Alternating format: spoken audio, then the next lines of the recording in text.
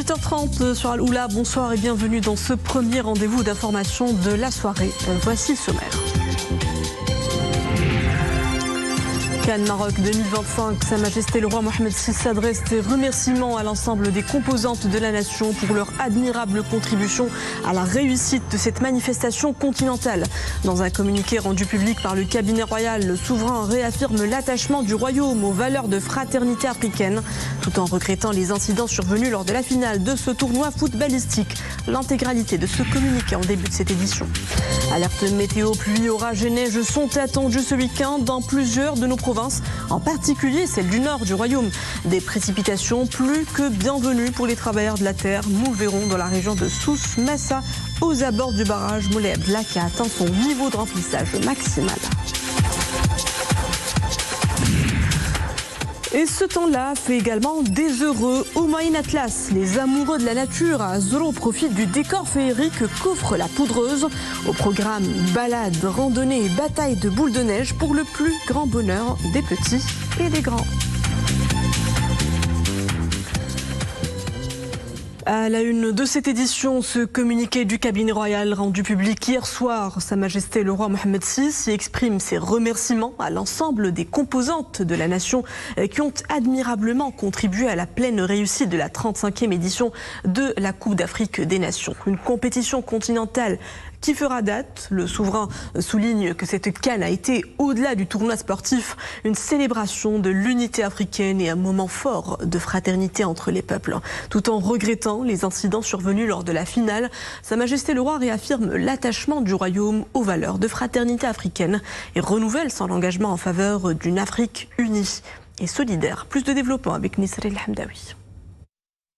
À l'issue de la 35e édition de la Coupe d'Afrique des Nations, Sa Majesté le Roi tient particulièrement à féliciter tous les citoyens à travers les différentes villes du royaume de l'effort fourni et à remercier chacun pour sa belle contribution à ce succès historique, reconnu et salué de par le monde. Le souverain adresse ses compliments aux millions de Marocains, femmes, hommes et enfants qui n'ont cessé de soutenir chacun à sa manière et toujours de façon exemplaire leur équipe nationale, aujourd'hui classée 8e meilleure sélection mondiale. Un résultat remarquable, fruit notamment d'une politique sportive et infrastructurelle volontariste et de haut niveau, ainsi que du choix patriotique fait par les enfants talentueux des Marocains du monde de porter le maillot de l'équipe nationale et de défendre ses couleurs avec fierté et brio. Cette édition de la compétition continentale fera date, car au-delà de ses excellents résultats sportifs, elle aura permis de mesurer le bond qualitatif que le royaume a réalisé sur la voie du développement et du progrès, fruit d'une vision de long terme et d'un modèle marocain singulier et performant qui place le citoyen au centre de toutes les ambitions. Aussi, et même si cette grande fête footballistique continentale, accueillie par le royaume, semble avoir été tristement entachée par l'épisode malheureux des dernières minutes du match de la finale, ayant opposé les sélections nationales du Maroc et du Sénégal, au cours desquels de fâcheux incidents et de très déplorables agissements se sont produits, il n'en demeure pas moins qu'une fois la passion retombée, la fraternité interafricaine reprendra naturellement le dessus. Car cette réussite marocaine est aussi une réussite africaine. Le Maroc reste fier d'avoir offert sur sa terre un mois de joie populaire et d'émotions sportives et d'avoir contribué au rayonnement de l'Afrique et de son football. Par ailleurs, face au dénigrement et à certaines tentatives de discrédit subies, Sa Majesté le Roi demeure persuadé que les desseins hostiles ne parviendront jamais à leur fin, que le peuple marocain sait faire la part des choses et qu'il ne se laissera pas entraîner dans la rancœur et la discorde. Rien ne saurait altérer la proximité cultivée au fil des siècles entre nos peuples africains, ni la coopération fructueuse construite avec les différents pays du continent et renforcée par des partenariats toujours plus ambitieux. Le Royaume du Maroc est et restera un grand pays africain, fidèle à l'esprit de fraternité, de solidarité et de respect qu'il a toujours cultivé à l'égard de son continent. Conformément à la vision éclairée du souverain, le Maroc poursuivra son engagement déterminé et constant en faveur d'une Afrique unie et prospère, notamment par le partage mutuel de ses expériences, de son expertise et de son savoir-faire. Et pour analyser la teneur et la portée du communiqué du cabinet royal, nous avons le plaisir d'accueillir sur ce plateau Amine Birouk, journaliste sportif et rédacteur en chef à Radio Mars. Bonsoir. Bonsoir. Dans ce communiqué, Sa Majesté le Roi a commencé par adresser ses vifs remerciements à l'ensemble des composantes de la nation qui ont contribué à la pleine réussite de ce tournoi footballistique. La CAN n'étant pas qu'un simple tournoi, c'était une véritable fête, une fête de tous les Marocains et avec tous les peuples africains dans un moment de fierté et d'unité. Que vous inspire cette parole royale? Le souverain reconnaît cette mobilisation des Marocains pour que la Coupe d'Afrique des Nations, dans sa 35e édition, soit la meilleure de l'histoire. Vous l'avez vu à travers cette communion qui a existé dans les stades, dans les fan zones, dans nos rues, dans les principales artères du royaume, et ça a permis de donner une image positive du royaume. Le soft power marocain n'a jamais été aussi puissant que lors de cette Coupe d'Afrique des Nations. Je vous parle d'1 300 000 spectateurs dans les stades. Je vous parle de toutes ces personnes qui se sont mobilisées pour que cette fête du football africain soit une véritable communion au nom de la fraternité. Vous avez vu les images de fraternisation entre différentes nationalités dans nos principales villes. Vous avez vu à quel point l'équipe nationale a été portée par un élan populaire jusqu'à la finale, jusqu'au bout du bout du bout. Et aujourd'hui, Sa Majesté le Roi Mohamed VI a tout simplement salué cette mobilisation du peuple marocain et cet attachement du Maroc et du Marocain à ces principes sacrés qui sont Dieu, la patrie, le roi. Et le souverain a tenu aussi à souligner que même si cette grande fête continentale a été tristement entachée par l'épisode malheureux des incidents des dernières minutes de la finale Maroc-Sénégal, il n'en demeure pas moins qu'une fois la passion retombée, redescendue, la fraternité reprendra naturellement le dessus. Encore une fois, beaucoup de sagesse, de hauteur et de raison dans la parole royale. Tout à fait, et puis des liens avec l'histoire. On n'insulte pas une histoire plus que séculaire, qui remonte aux Almoravides, qui ont des origines dans le Sahara, aux Saadiens qui sont allés jusqu'à Gaoua Tombouctou, à ces liens qui nous unissent par exemple au Sénégal à travers Sidi Ahmed Tijani, où les Sénégalais viennent à Fès pour effectuer le pèlerinage, à toutes ces communautés de subsahariens qui vivent en harmonie au Maroc, à nos étudiants, à nos commerçants qui sont au Sénégal et un peu partout dans les principales capitales du continent. Et cette politique initiée par Sa Majesté le Roi Mohamed VI de gagnant-gagnant en termes d'investissement en Afrique, en termes d'aide au développement de l'Afrique. Je décline tout cela macro, mais micro dans le domaine du sport.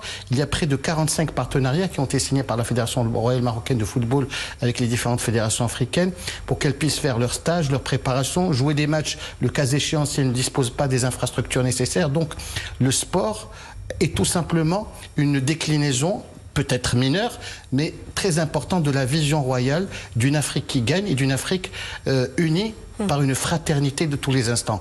Jamais le Maroc ne cédera à la passion plus outre mesure, et jamais le Maroc ne laissera tomber ses partenaires et frères du continent. Et puis cet autre point à forte charge symbolique soulevé également par le souverain, celui du choix patriotique fait par les enfants talentueux des Marocains du monde, ces binationaux qui ont fait le choix de porter le maillot national et qui ont fait honneur aux couleurs du royaume. Tout à fait, ce sont des joueurs qui ont choisi l'appel du cœur et ils auraient pu, pour la plupart d'entre eux, choisir les appels du pied ou les offres ou les tentations du pays d'accueil. Ils ont tous été d'une façon ou d'une autre formatés puisqu'ils ont été élevés dans des écoles en France, ou en Espagne, en Italie, en Allemagne, aux Pays-Bas. Mais dans chaque foyer marocain, il y a papa et surtout des mamans qui inoculent de façon positive ce sentiment de tamribit, de marocanité. Vous le retrouvez à travers le salon marocain, à travers les télévisions qu'on regarde et qui sont du bled, ou à travers le retour pendant les vacances aux racines. Et ces joueurs-là n'ont jamais oublié l'appel de la patrie. Il y a eu aussi un effet Qatar 2022. Il y a eu l'effet, le fait que la fédération aujourd'hui soit tellement structurée qu'elle propose des projets crédibles et sérieux pour des joueurs qui ont envie de défendre les couleurs du Maroc et qui se sont dépouillés pendant toute la Coupe d'Afrique. J'ai vu des images image de tristesse de la part des joueurs après ce dénouement inattendu, mais beaucoup de fierté parce qu'ils reprendront leur bâton de pèlerin et ils reviendront pour d'autres défis. Il y a une Coupe du Monde à préparer et puis les autres générations qui sont en train d'arriver vont les challenger. L'équipe nationale U20, l'équipe nationale U17 championne d'Afrique, l'équipe nationale championne du monde. Voilà, le football marocain se porte bien au niveau des équipes nationales et c'est grâce en partie à tous ces Marocains du monde qui apportent leurs graines à ce travail de titan qui a été effectué par la Fédération marocaine de football et à cette vision volontariste issue de la vision de Sa Majesté le Roi et qui, en termes d'infrastructure et de performance, permet aujourd'hui au Maroc d'être la 8e nation mondiale au classement FIFA. Et c'est d'ailleurs ce que rappelle cet appel royal à Amine Birro, qu'un appel royal perçu comme une parole de raison et un appel et un rappel à la constance du royaume dans ses relations avec les États africains. Écoutons ces réactions de responsables nigérians et sénégalais. The speech of His Majesty, King Mohammed VI, powerfully reflects. Ce discours reflète avec force le leadership, la clairvoyance et l'habileté politique de Sa Majesté le Roi. Il met clairement en avant la vision du souverain construite avec cohérence, une vision basée sur un investissement stratégique et une planification à long terme. Et cela a permis au Maroc de se positionner comme un exemple en excellence sportive, en développement et en engagement effectif à l'échelle du continent. Ce qui ressort particulièrement de ce communiqué, c'est l'accent mis par le souverain sur l'unité africaine et la solidarité sud-sud, dans un contexte marqué par la tension qui a régné pendant les dernières minutes du match de la finale de la CAN. À ce sujet, le Maroc et le Sénégal sont sur la même longueur d'onde. D'ailleurs, le Premier ministre sénégalais avait appelé au calme et à la retenue, affirmant que ces regrettables incidents ne doivent en aucun cas déborder sur d'autres sphères. Ce qui m'apparaît particulièrement fort dans ce communiqué, c'est la sagesse avec laquelle Sa Majesté évoque les incidents regrettables survenus à la fin de la finale maroco-sénégalaise. Au lieu de céder à l'émotion, le roi rappelle avec hauteur que les liens de fraternité africaine prévaudront naturellement. Pour moi, c'est un message profondément panafricain qui place l'unité du continent au-dessus des passions sportives et des tensions passagères. Cette déclaration dépasse le cadre du sport. Elle réaffirme l'ancrage africain stratégique, culturel et spirituel du royaume. En tant que Sénégalais, ayant fait toutes mes études supérieures à Rabat, de la première année universitaire jusqu'au cycle doctoral, et ayant vécu près de 20 ans au Maroc, je peux témoigner personnellement que ce discours royal reflète une réalité, vraiment une réalité vécue, c'est-à-dire la gentillesse, l'hospitalité, l'accueil chaleureux du peuple marocain envers les Africains et particulièrement envers les Sénégalais. Parlant de fraternité, Amine Birro, que cet autre message qui ressort du communiqué du cabinet royal, ce qui lie le Maroc et le Sénégal, c'est très fort, une relation vieille de plusieurs siècles. Par conséquent, elle ne saurait se résumer à un match de foot. Elle ne saurait se résumer à un match de foot et s'il y a litige, on va le confiner au terrain de foot et aux instances juridictionnelles de la CAF et de la FIFA. Cela ne doit pas déborder outre mesure. Il y a une communauté sénégalaise qui vit au Maroc en toute harmonie et en toute symbiose avec nos compatriotes. Il y a des étudiants, des commerçants marocains au Sénégal qui vivent également dans leur deuxième patrie. Et il n'est pas question de galvauder ces relations qui sont séculaires.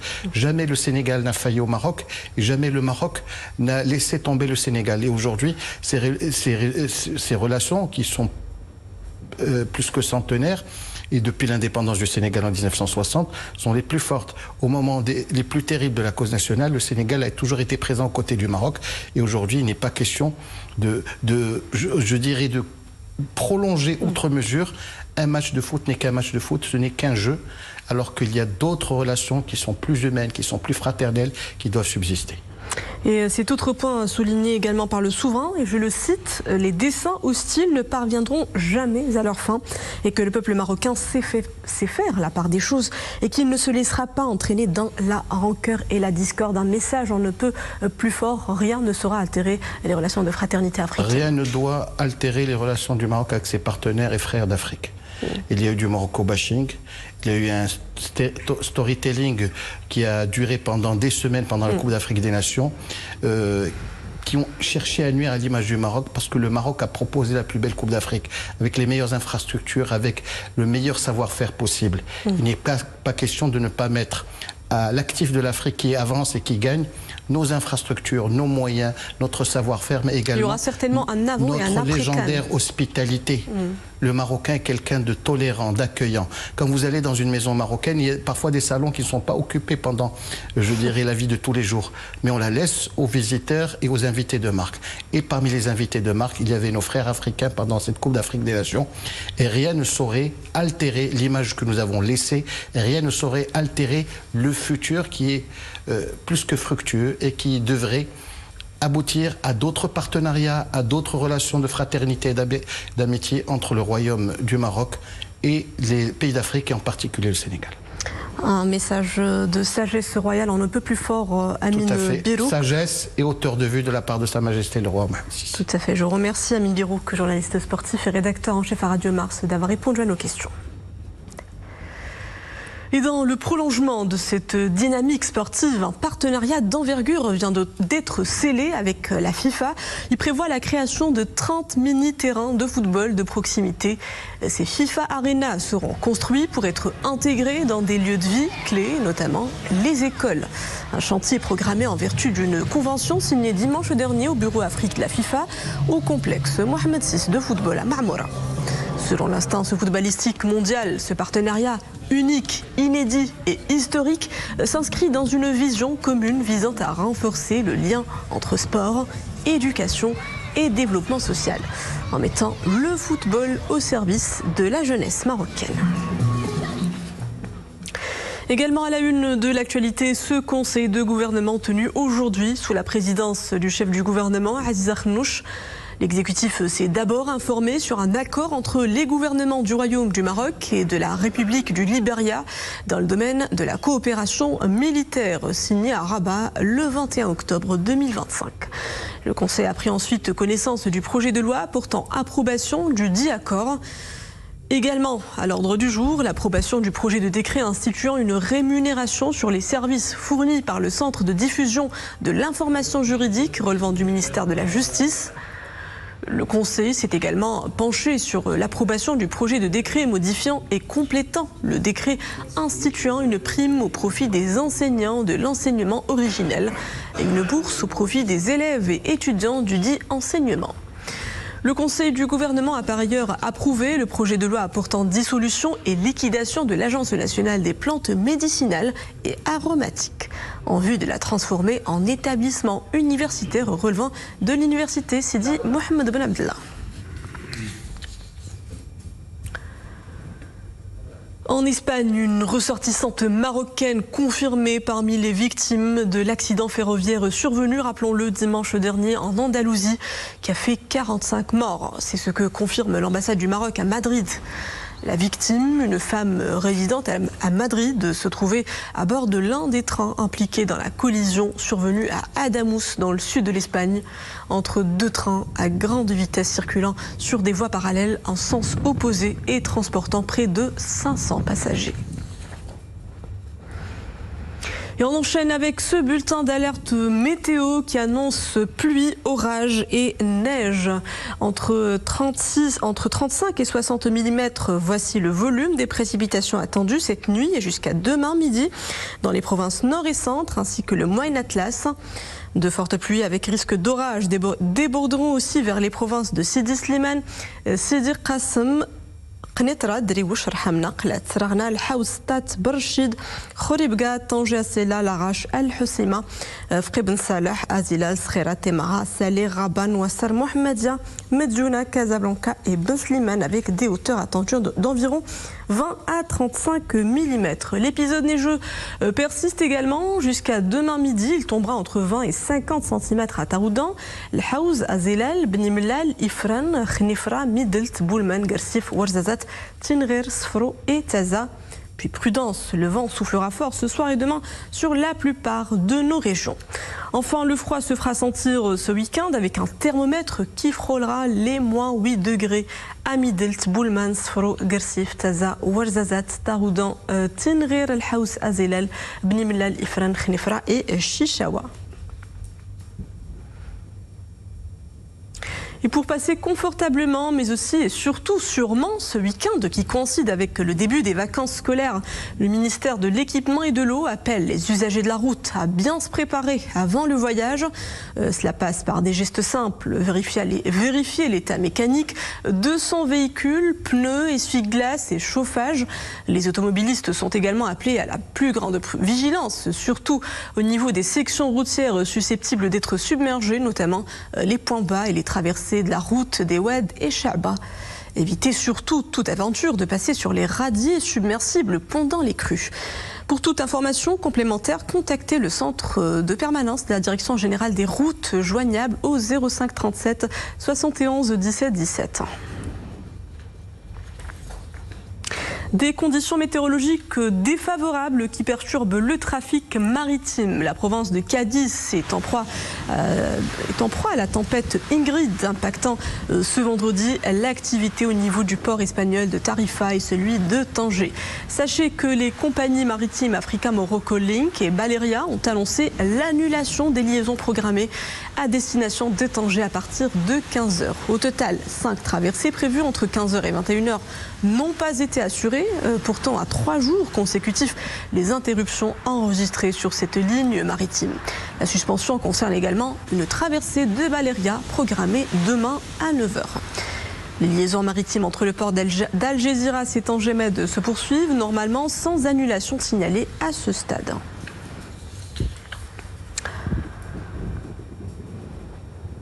Pour le secteur agricole, ces précipitations ont une incidence plutôt positive. La pluie tombée en abondance a renfloué les retenues d'eau. Des pluies salvatrices et ont permis aux barrages d'enregistrer une nette hausse de leur taux de remplissage. C'est le cas notamment du barrage Moulay Abdellah dans la région Souss-Massa, dont les réserves pointent désormais à 100%. Reportage à Arbin Nihiri, Hejeb Timik et Zakaria Mokinbillah.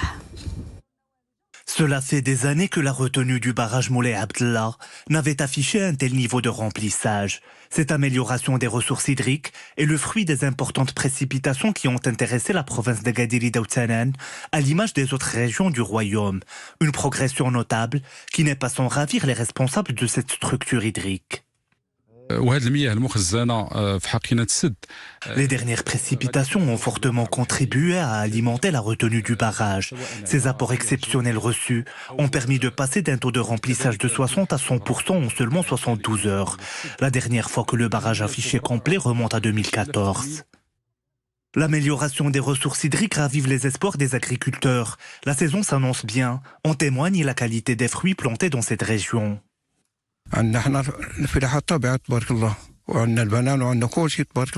Les ressources hydriques de la nappe phréatique sont renforcées, de même que l'eau des Seguia. Nous cultivons différentes variétés de fruits, grenadines, papayes, potirons, oliviers, bananiers et autres filières d'arboriculture. Depuis que la retenue du barrage affiche complet, nous n'avons aucun souci pour nous approvisionner en eau à partir des puits.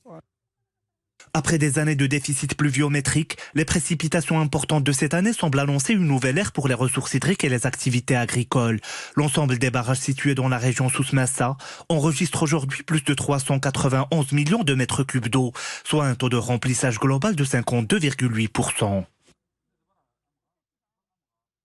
Des barrages réanimés grâce justement à ces précipitations pluvieuses inédites en montagne. C'est plutôt la neige qui domine le paysage, de quoi charmer les touristes qui se sont rendus en nombre à Azro, où l'activité touristique affiche de belles couleurs. Je vous propose une échappée blanche avec Ahmed El Fadili et Manablou.